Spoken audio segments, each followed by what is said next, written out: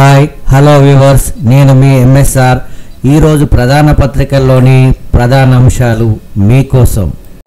కారులో గనులేరి బీఆర్ఎస్కు సీనియర్లు దూరం, కొట్టొచ్చినట్టు కనిపిస్తున్న లోటు, అధిష్టానాన్ని చేరుకోలేకపోతున్న ఎఫెక్టివ్ లీడర్లు, కవిత వ్యాఖ్యలు సంచలనమైన నిజమేనని ఏకీభవిస్తున్న బీఆర్ఎస్ శ్రేణులు, భజన బృందాలతో పార్టీకి నష్టమంటూ విమర్శలు, కీలక నేతలు దూరమే పార్టీకి శాపంగా మారిందని గుసగుసలు.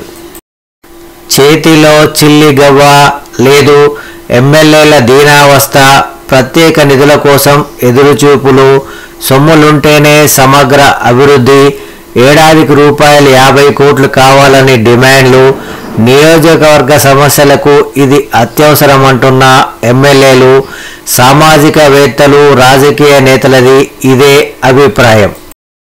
డ్వాక్రా ఉత్పత్తులకు అమెజాన్ మార్కెటింగ్ ఒప్పందానికి సంప్రదింపులు చేస్తున్నాం. మహిళా సంఘాలతో ముఖ్యమంత్రి రేవంత్ రెడ్డి, మహిళా సంఘాలకు పెట్రోల్ బంకులు, సోలార్ ప్లాంట్లు, బస్సులు, తెలంగాణ సాంప్రదాయానికి అనుగుణంగా ఇందిరా మహిళా శక్తి చీరలు, మహిళల ఉత్పత్తి, తెలంగాణ ప్రగతి పేరిట చీరల పంపిణీ.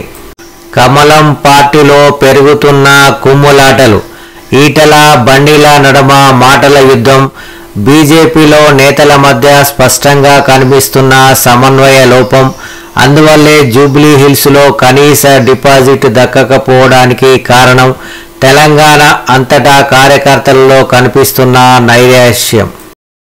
ఓడిన చోటే గెలిచి చూపిద్దాం, జీహెచ్ఎంసీ ఎన్నికలకు సిద్ధం కండి, ప్రజా సమస్యలపై పోరాటం చేద్దాం, పార్టీ సభ్యత్వ నమోదు చేపడతాం, జూబ్లీహిల్స్లో సింగిల్గా కొట్లాడినాం, కాంగ్రెస్, బీజేపీ, ఎంఐఎం, టీడీపీ 4 పార్టీలు కలిసి వచ్చినాయి, ఎవరు అధైర్యపడద్దు, అండగా ఉంటాం.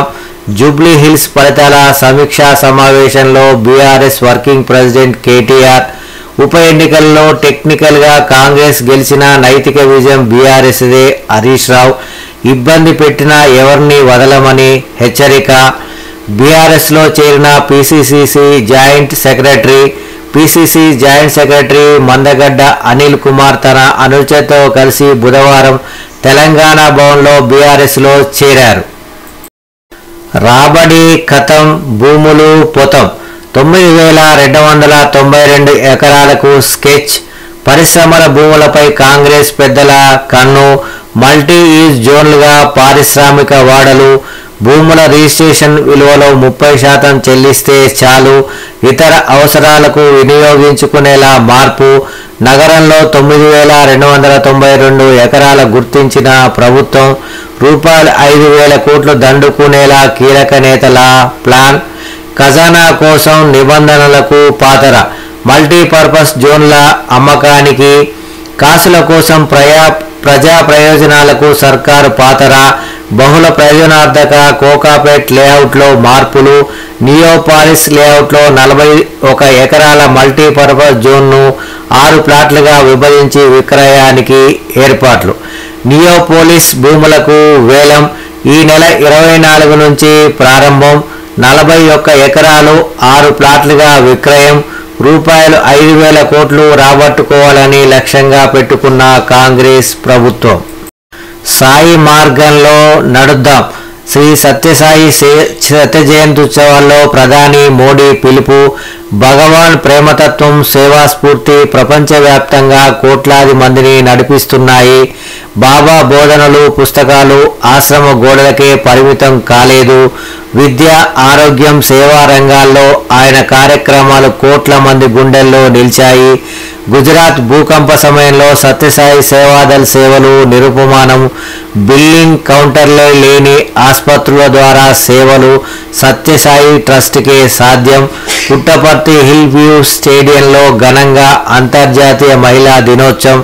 సెంట్రల్ ట్రస్ట్ నిర్వహించిన పలు కార్యక్రమాల్లో పాల్గొన్న ప్రధాని, సత్యసాయి జ్ఞాపికగా రూపాయలు 100 నాణెం, పోస్టల్ స్టాంపు విడుదల.